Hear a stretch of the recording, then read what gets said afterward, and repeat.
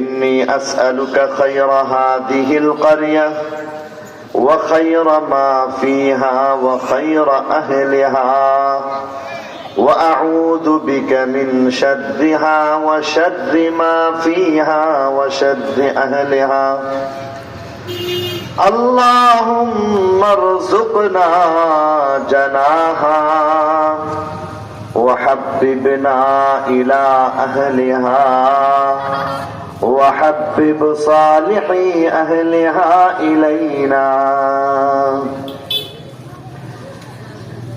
میرے جنازے پہ رونے والوں فریب میں ہو بغور دیکھو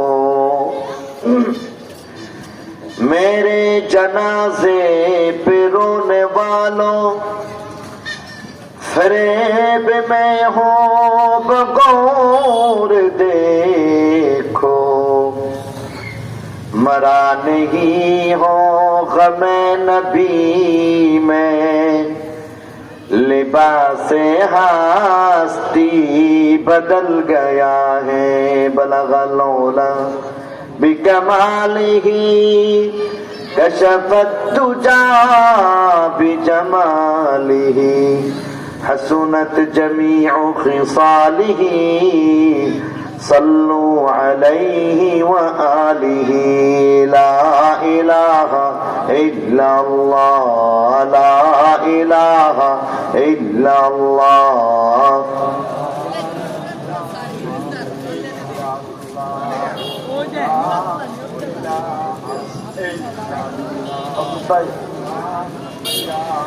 لا الہ الا اللہ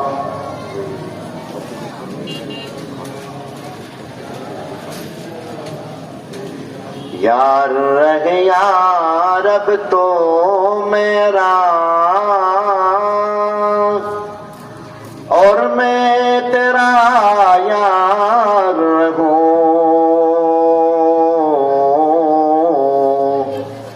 مجھ کو ہے فقط تجھ سے ہو محبت خلق سے میں بیزار رہوں سب خوشیوں کو آگ لگا دو غم سے تیرے دل شاد رہے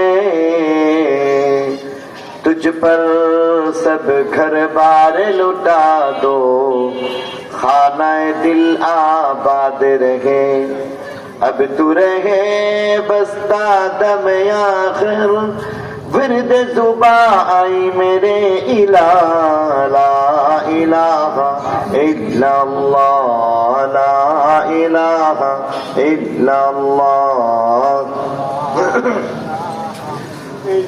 لا الہ الا اللہ محمد رسول اللہ صلی اللہ علیہ وسلم মধ্যপাড়া দিঘির পাড় এলাকাবাসীর উদ্যোগে আয়োজিত 14তম বার্ষিক ইসলামী মহাসম্মেলনের জনাব সভাপতি সহ সভাপতি মুআজ্জাজ ও মুহতারাম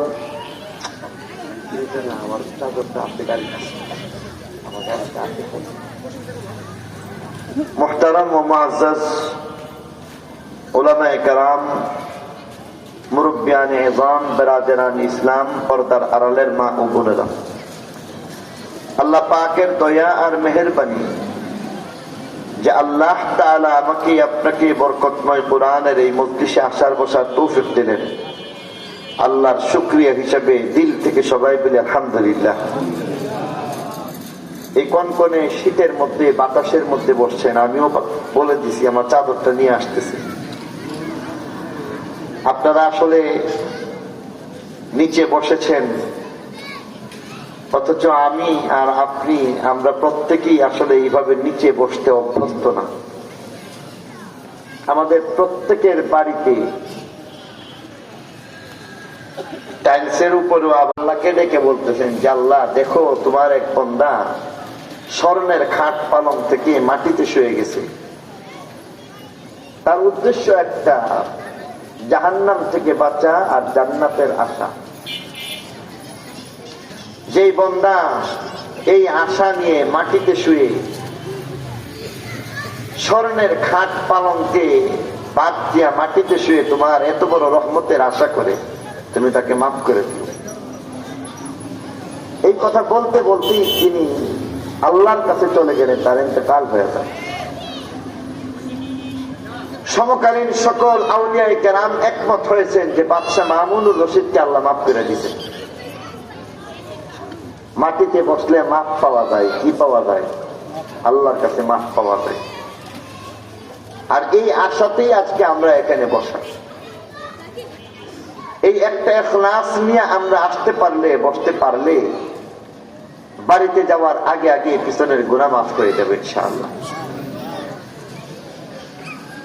আজকের মেহমান যদিও এখানে উনি আসতেছেন, উনি এই ধরনের ছোটখাটো প্রোগ্রামে কোথাও যান না, আর সাহসও করেন না।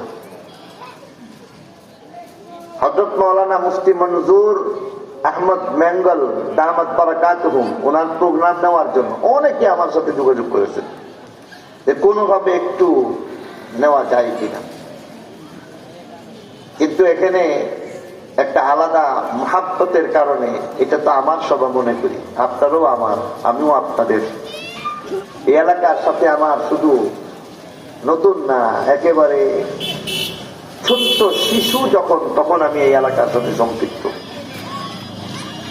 যার কারণে এই মাহফিলটাকে আমার নিজের মাহফিল মনে করি। কিন্তু আজকে আমি খুব আশাহত হলাম, এত বড় মেহমান আমরা বাহিরে ঘুরতেছি, ভিতরে আসি না। এত বড় মেহমানের কদর আমরা কি করলাম? মনে করতে পারেন যে উনি হয়তোবা উর্দুতে কথা বলবেন, ওনার কথা আমরা বুঝে মজা পাই না। এই সমস্ত আল্লাহওয়ালাদের কথার মধ্যে মজা না পাইলেও তাদের চেহারা দেখলে গুনাহ মাফ হয়ে যেতে। হাফেজে কোরআন বাংলাদেশ কেন, এই মহল্লার মধ্যে শত শত হাফেজে কোরআন পাইবেন, হাফেজে হাদিস পাইবেন, হাফেজে হাদিস পাইবেন। উনি বুখারী শরীফের হাফেজ, পূর্ণ বুখারী শরীফ। বুখারী শরীফের একটা কপি এমন আছে যেটা হলো সংক্ষিপ্ত আকারে, সেটা না, পূর্ণ বুখারী শরীফের হাফেজ। বর্তমান উপমহাদেশের মধ্যে পূর্ণ বুখারী শরীফের হাফেজ আছে কিনা আমার জানা নাই। এত বড় একজন আল্লাহওয়ালা বুজুর্গ আসতেছেন, আমরা আসলেই খুশি। কথা বলেন, খুশি আমরা? তাহলে এখনো যারা বাহিরে আছি আমরা ভিতরে চলে আসি। এতক্ষণে হয়তো বা হযরত চলে আসছেন, উনি একটু চা খেয়ে হয়তো চলে আসবেন। আর বরাবরই আসলে আমি এখানে কথা বলতে আগ্রহী হই না, কারণ আমার কথা সবসময় শুনেন আপনারা। প্রত্যেক শুক্রবারেই বড় মসজিদে তাহলে মোটামুটি বয়ান তো আমার হয়, আপনারাও শুনেন। এই কারণে আমার নিজের কাছে ইতস্ত লাগে, মন খুলে আলোচনা করার আগে একটা পিছুটান থাকে যে ওনাদেরকে কি বলবো, ওনারা তো সবসময় আমার বয়ান শুনেন। তথাপি এলাকাবাসীর আবদার, মুরব্বীদের হুকুম রক্ষা করার জন্য কোরআন কারীম থেকে একটু তেলাওয়াত করেছি, যার সারমর্ম হইতেছে একজন মানুষ যখন ঈমান আর ইস্তেকামতের দৌলত অর্জন করতে পারে, দুইটা গুণ অর্জন করতে পারে, আল্লাহ রাব্বুল আলামিন মৃত্যুর সময় দুনিয়াতে থাকা অবস্থায় জান কবজা করার আগে আগে আল্লাহ তাআলা ফেরেশতা পাঠাইয়া তিনটা সুসংবাদ দেয়। গুণ অর্জন করতে হয় দুইটা, আর জীবদ্দশাতে আল্লাহ তাআলা মৃত্যুর আগে আগে তিনটা সুসংবাদ দিয়া ফেরেশতা পাঠান। এবার বলেন গুণ কয়টা লাগে? দুইটা গুণ। আর সুসংবাদ কয়টা পাওয়া যায়? তিনটা সুসংবাদ পাওয়া যায়। আল্লাহ বলেন ইন্নাল্লাযীনা ক্বালু রাব্বুনাল্লাহ, নিশ্চয়ই যারা বলে আমাদের মালিক, আমাদের পরওয়ারদিগার হইলেন আল্লাহ। ইন্নাল্লাযীনা ক্বালু রাব্বুনাল্লাহ, একমাত্র মালিক আমার আল্লাহ। যারা খাঁটি ইমানদার হয়ে যায়, যার ইমানের মধ্যে কোনো ধরনের ঘুণে ধরে না, যার ইমান কখনো নষ্ট হয় না, যার ইমান পরিপূর্ণ হয়ে যায়, সে একজন পাক্কা ইমানদার হয়ে যায়। পাক্কা ইমানদার তার একটা দাবি, একমাত্র রব আল্লাহ, যার সাথে কোনো শরীক নাই। লা শারীকা লাহু, যার কোনো পার্টনার থাকতে পারে না। ওয়ালা মুশারিকা লাহু, লা জিদ্দা লাহু ওয়ালা নিদ্দা লাহু, লা মিসলা লাহু ওয়ালা মাসীলা লাহু, যার মতো নাই, কিছুটা মিলে ঝুলে এমন কেউ হয় না।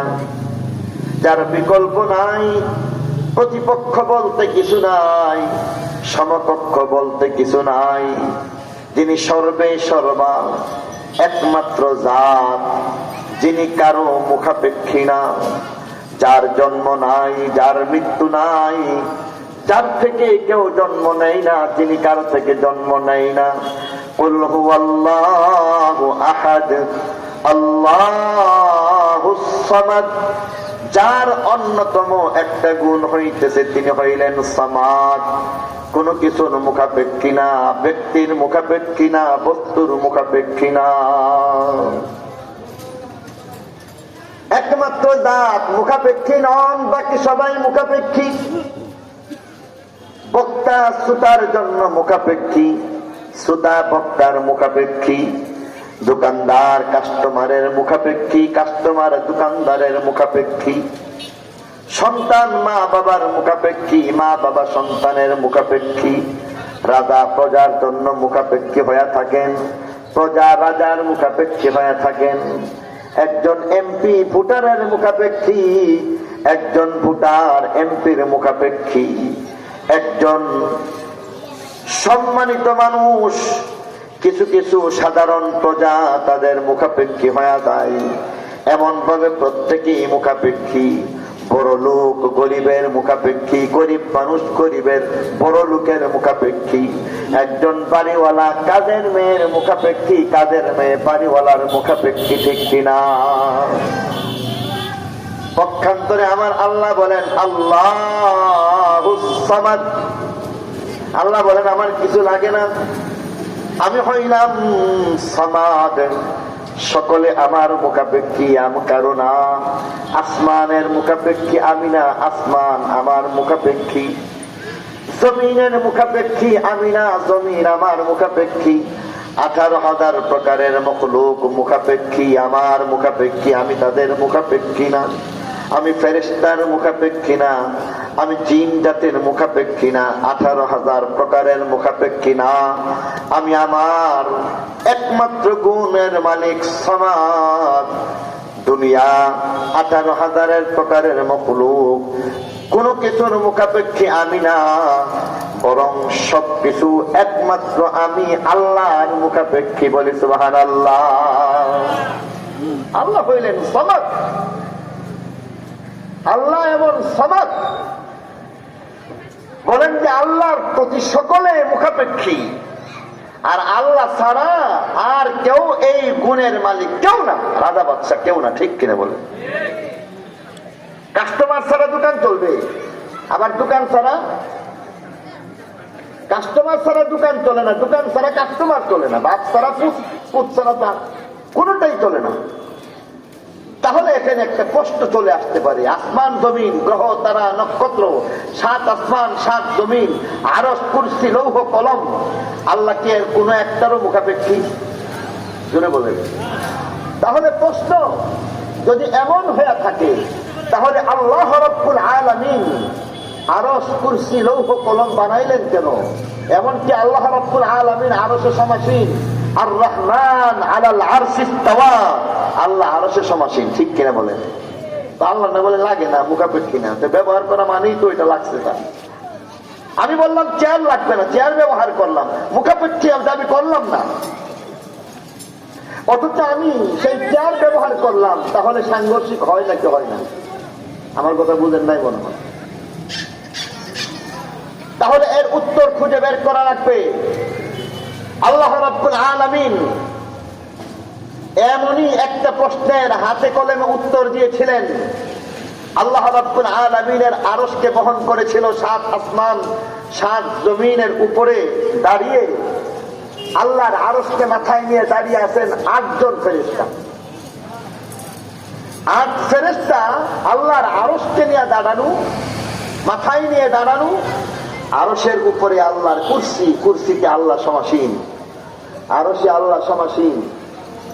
এবার ফেরেশতাদের অন্তরে এমন একটা কথা হঠাৎ করে চলে আসলো, আমরা তো কম না দারগার নাওয়ের মাঝির শালার মতো।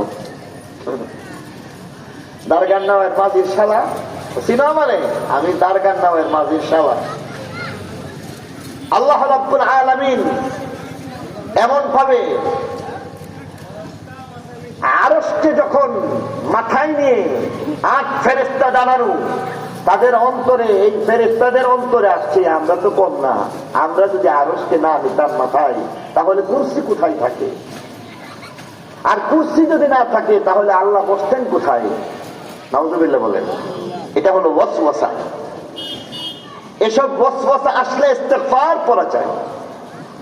এমন কত আল্লাহর হুকুমের বাইরে গাছের পাতা নড়তে পারে, কথা কোন? আল্লাহর হুকুমের বাইরে নেক কাজ করা যায়, আল্লাহর হুকুমের বাইরে গুনাহ করা যায়।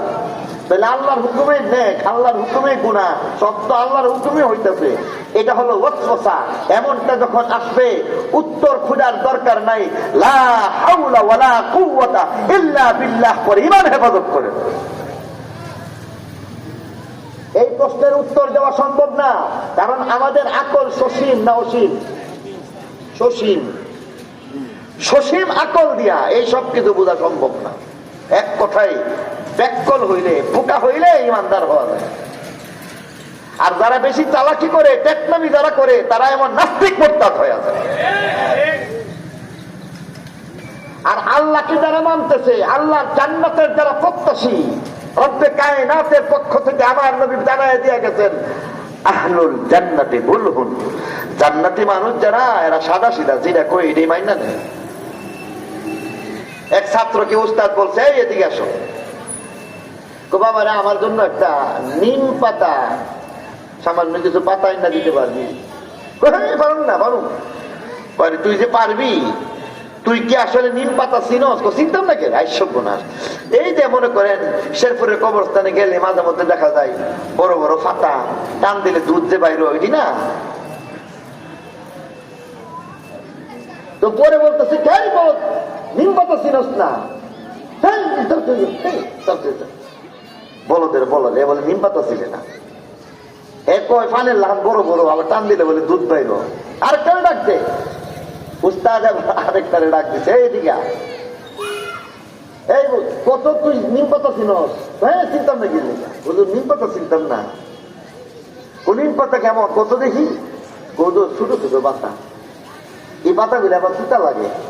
এটার যে ঢাল আছে, এটা দিয়ে মেসওয়াক বানানোটা, এটা অনেক রোগের ওষুধ। নিম পাতা ঘরে রাখলে মাছিও আসে না। এটা না চেনার তো হুজুর কোনো কারণ নাই। মাশাআল্লাহ মাশাআল্লাহ মাশাআল্লাহ, এই এতক্ষণে পাইলাম, যা বড় আমার জন্য এক কাজ কর, আমার জন্য একটা নিমের ডাল বাগিয়ে আনবি।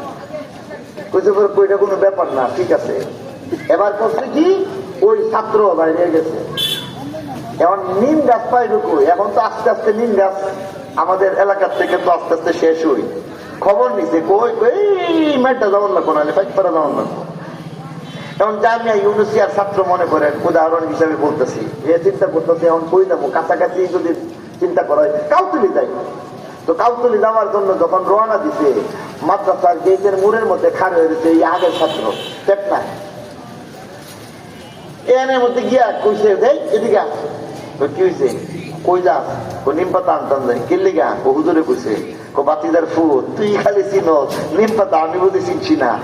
1 কিলোমিটার হাইটটা যা, 1 কিলোমিটার হাইটটা যা। আমি যদি চিনতাম তাহলে তো 1 কিলোমিটার আইতে কাউ তুলে গেলাম বলে আবার আইলাম বলে 1 কিলোমিটার তুই যা আবার যে অত চালাক যা আবার বলবেন বলে। আর সেই ছেলে বুলহুন সাদা সিধা পোকা আল্লাহর হুকুমকে এইভাবে যারা মানতে পারে তারা জান্নাতি হয়ে যায়।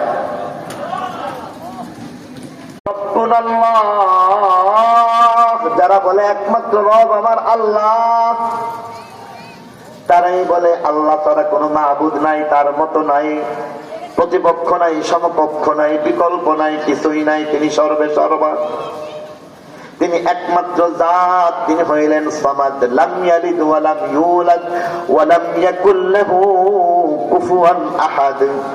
এমন জাত, তার যেমন শরীক নাই, তার ক্ষমতার মধ্যে ভাগাভাগি নাই। এমন মালিকের অন্যতম একটা ক্ষমতা, তিনি হইলেন সব জায়গায় বিরাজমান। এমন মালিক কেন, তার একটা ক্ষমতা, তিনি হাজের ও নাজের। এমন মালিক সব সময়, তিনি হইলেন মুশকিল কুশা। মুশকিল আসান একমাত্র আল্লাহর দ্বারা হওয়া সম্ভব, মানুষের পক্ষে সম্ভব না। তিনি হইলেন হাজত রাওয়া। যত হাজত আছে, যত চাহিদা আছে, আবদার আছে, অনুরোধ আছে, সবকিছুকে একমাত্র সমাধা দেওয়ার মালিক আমার আল্লাহ। তিনি আলিমুল গায়ব, তিনি মুখতারে কুল। তিনি হইলেন এমন অসুস্থ হইলে সুস্থ করার মালিক।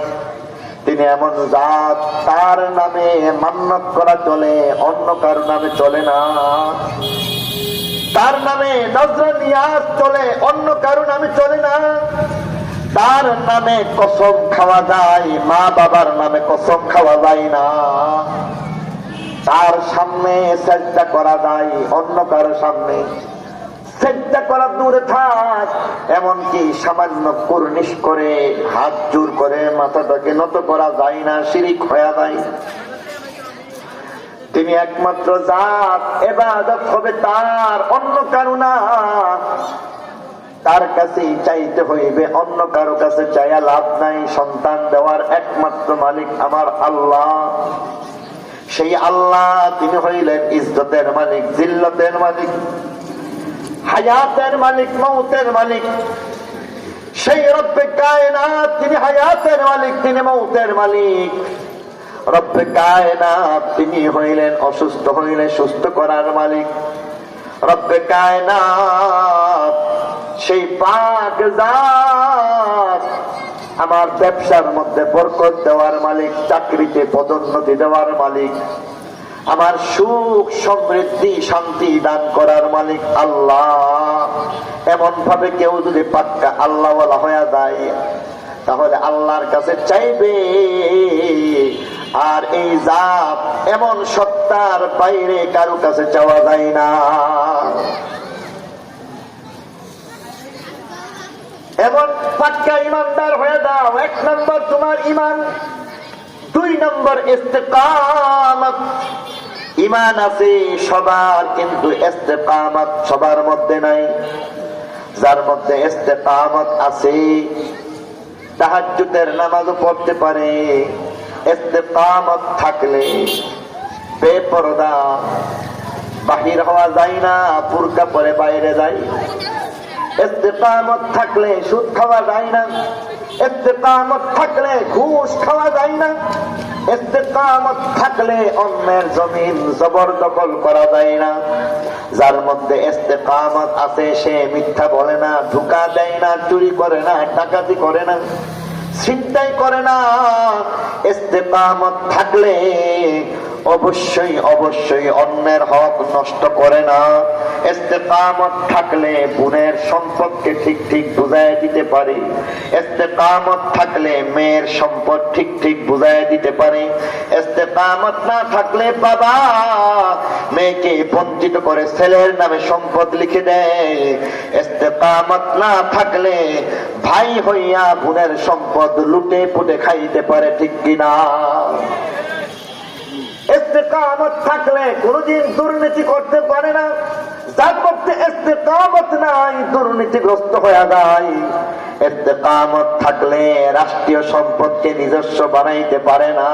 যার মধ্যে ইস্তেকামত নাই, রাষ্ট্রীয় সম্পদ রাজস্বকে নিজস্ব বানাইয়া লুটে পুটে খাইয়া বহির বিশ্বের মধ্যে বিদেশের মধ্যে বাড়ি বানাইয়া পলাইয়া চলে যায়, ঠিক কিনা? ইস্তেকামত থাকলে 5 ওয়াক্ত নামাজ পড়ে রোজা হজ যাকাত সম্ভব হয়ে যায়। যার যেমন ঈমান, যার যেমন ইস্তেকামত, এটা হইল এমন যত গুড় তত মিষ্টির মতো। যার মধ্যে যত ঈমান, যার মধ্যে যত ইস্তেকামত, তার অত মর্যাদা বেশি। আল্লাহ বলেন এই 2টা গুণ নিয়ে আসো। আল্লাহ বলেন তাতানাজ্জালু আলাইহিমুল মালাইকা আল্লা তাখাফু ওয়ালা তাহজানু ওয়া আবশিরু বিল জান্নাতিল্লাতী কুনতুম তুআদুন। তাহলে আসো, মৃত্যুর আগে আগে, কবরে যাওয়ার আগে আগে না, বরং মৃত্যুর আগে আগে দুনিয়াতে জীবদ্দশাতে আল্লাহ বলেন তাতানাজ্জালু আলাইহিমুল মালাইকা, আসমান থেকে ফেরেশতা নাযিল হয়ে 3টা সুসংবাদ দেয়। আসমান থেকে নাযিল হয়ে সুসংবাদ 3টা দেয়। এক নম্বর সুসংবাদ, আল্লাহ তাখাফু, এই আল্লাহর বন্ধু, তোমার কোনো ভয় নাই। সুবহানাল্লাহ। মৃত্যুর যন্ত্রণার ভয় কার না আবার থাকতে পারে?